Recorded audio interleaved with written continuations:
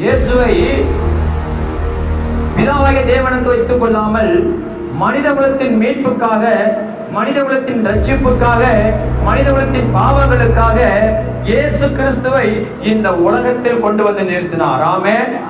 ஏன் நிறுத்தினார் என்று சொன்னால், மனிதகுலத்தின் பாவத்தின் மீட்புக்காக தன்னைத்தானே சிலுவையில பலியாக ஒப்பு கொடுக்க வேண்டும் என்று இயேசுவை இந்த உலகத்தில் அடிமையின் ரூபம் எடுத்து இந்த உலகத்தில் அவதரித்து வந்தார் மனிதனாக.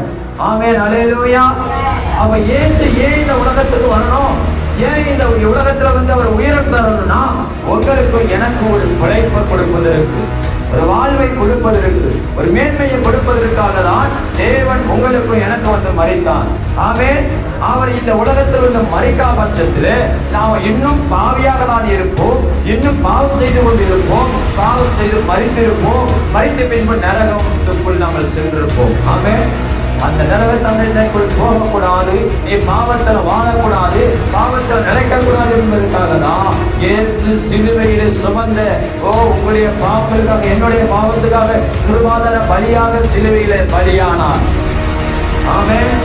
அதனாலதான் வேத வசனம் சொல்லுகிறது, மரத்தில் தூக்கப்பட்டவன் எவனோ சபிக்கப்பட்டவன் என்று எழுதியிருக்கிறது. இயேசு கிறிஸ்து நம்மளுக்காக சிலுவையிலே பலியானார். ஆமென்.